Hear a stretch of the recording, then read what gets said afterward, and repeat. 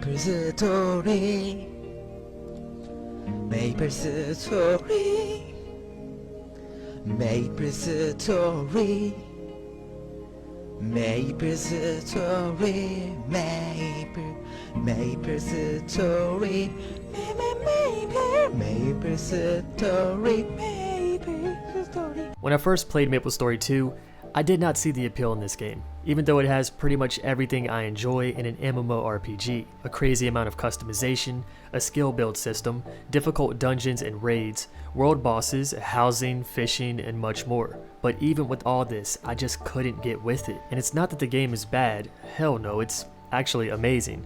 But it's the theme of the game. The cute, chibi look of everything, and the Roblox Minecraft looking zones. However, this time around, playing the game upon the official release, I've been having a good time playing, and I'm not even at the end game. And that's why this is a first impressions video. This time, I'm able to look past the cute theme, or somehow enjoy it for what it is. The main reason it doesn't appeal to me is not because it's anime-like or cute as hell, but because it kills the immersion for me.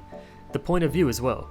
Games like Lost Ark, Diablo, Albion, all isometric and have so much potential to be extremely immersive, but the point of view makes me feel like I'm playing more of an arcade game rather than an MMORPG with nice world building. I've mentioned this problem for myself tons of times in past videos, so I'll stop with this rant, but on the subject of Maplestory 2, to be honest, it is an amazing game.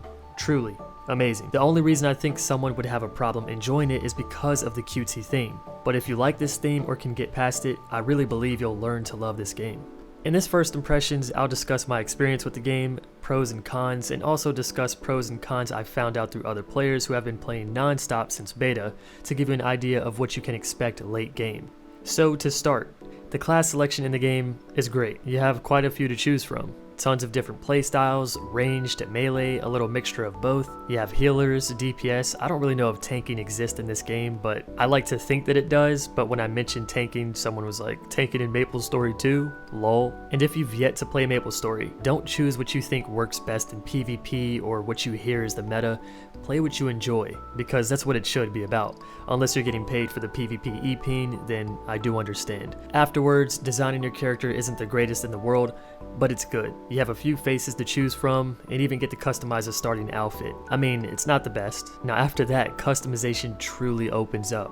And I'm going to talk about the cash shop early on. I know Nexon doesn't have the best track record, but for now, Maplestory 2 probably has the best cash shop I've ever seen. It has premium too, like an optional monthly fee with bonuses like extra experience gain or being able to teleport anywhere at any time, and it's only $5. The cash shop mostly consists of cosmetics, but the best part is that you as a player can design your own cosmetics and even sell them on the market. Players can make a living off of Maplestory 2 outfits and accessories, and by this I mean a living in Maplestory 2, not like in real life from making Skyrim mods or something. So you can earn credits to use in the marketplace yourself by selling cool designs. Now of course, early on there has been a lot of hentai, lewd, and even copyrighted stuff being made like Supreme hoodies or Rip and Dip, but it seems the team has really been on it with this stuff lately.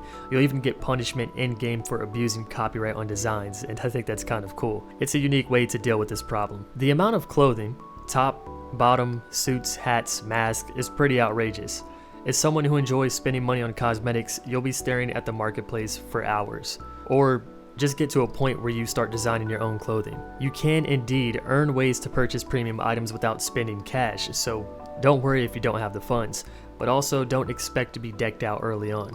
Continuing on the topic of customization, there's a housing system. You can have a small house or a huge shopping mall sized house. I heard on the Korean version you had to pay to expand, but on this version you can expand for free. If you want it to be a bit more immersive, you can even buy a plot of land to show off your house in the world of Maplestory, but it is expensive, with gold that is. There's also a lot of furniture and other options available to design your house that's free. I expected a lot of the furniture to cost premium cash shop currency, but it doesn't, not even gold.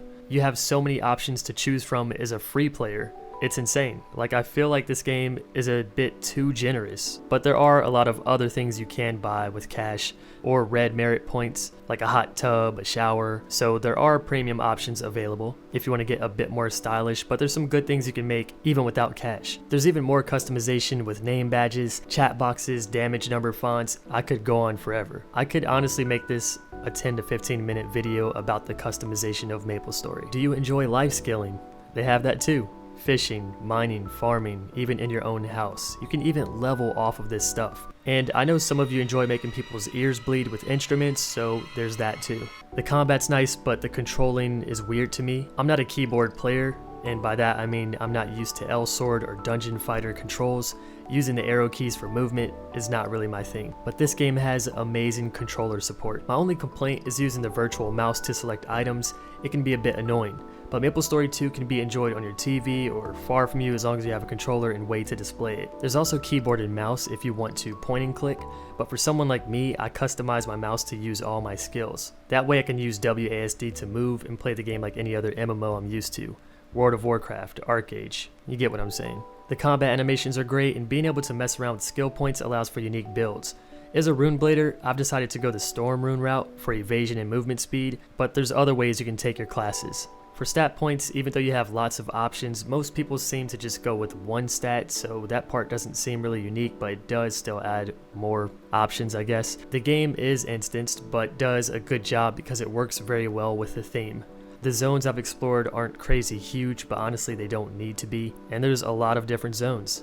Desert-like areas, volcanic zones, raining forest, poison swamplands, they got it all. World bosses are in this game as well, as I mentioned earlier, and that is something I really love in MMORPGs. Early on I mentioned dungeons as well, and they have difficult dungeons. I know when I played back in beta on my assassin, I died quite a bit. I was like, wow, I'm pretty shit at this game. But on my rune blader, I haven't died once. But queuing up with randoms, I've seen a lot of people die during boss fights, and I'm just like, damn, this is good. So that's a huge plus in my book. You really have to watch for mechanics and dodging. I haven't done a raid yet, but I hear there is a raid coming soon, and if you're playing now, you get bonus drop rates. So if you're watching this video before the 8th, because I think that's the cutoff, now is the time to play because you can prep for that new raid, as I do believe it will require a certain high gear score. The story doesn't seem to be that great, and for me it's really hard to take it serious. The cutscenes don't seem very immersive except for maybe the starting scene. Other than that, everything just makes me want to skip all the dialogue. 99% of everyone I've asked doesn't really care for this game's story either. I really don't care for stories in MMOs unless they force me to care. 14 does a good job of this, and Blade and Soul did as well, at least in my opinion. The game also has a huge bot problem. Bots that seem to all be priests and will queue for a dungeon with you and either be AFK or not do their job. My first time queuing without friends, I had a bot. Gold sellers are even taking advantage of billboards and posting ads. It's a bit ridiculous. I'm sure the team handling this game will destroy these bots more and more over time, but it is a current problem.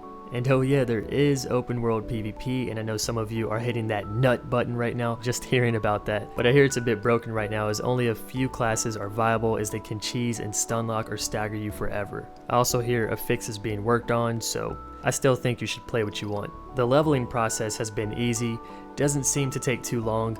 Playing for 2 days has me in my mid-30s by just doing the main storyline and dungeons in between, and they also do a good job of entertaining you with dungeons throughout the leveling process. I hear there's a weekly dungeon run limit, but I hear they're working on a dungeon reset option. I haven't capped yet on dungeon runs, so this hasn't been a problem for me, but you can obtain cool cosmetic items from doing dungeon runs, so I can see how it will be an issue.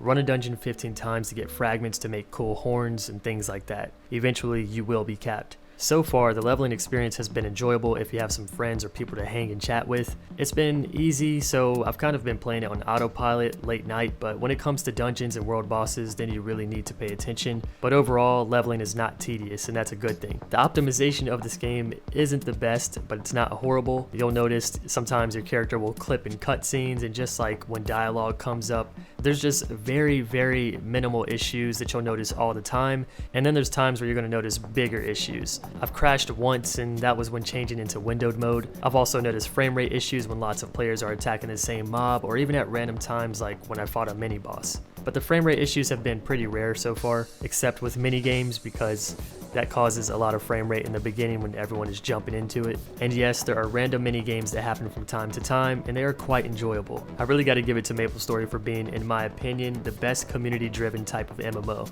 Like, if you're looking for a very community-themed type MMO, this really is the one, compared to other current or recently released in the West MMOs. So with all that being said, this concludes my Maplestory 2 first impressions. I'm a little hurt at the moment because I really haven't been enjoying MMOs up until recently when I decided to get back on this YouTube grind. After doing the Warframe first impressions, I started growing attached, and I want to play more of that. But Maplestory 2 has also been a blast, and very soon I'll be playing a bit of Black Desert and also some Korean Lost Ark. My worry is that what if I get sucked back into Black Desert? Regardless, as a content creator, I feel it's my duty to explore different games, but I do want to decide on one to stick with outside of content creation, and maybe I'll find out by the end of this month. Special thank you to Sora and Zysimi for some in-game tips and for letting me know their opinions about the game as vets. And thank you to you guys for listening to my review. I'll catch you in the next video. See you soon, friends.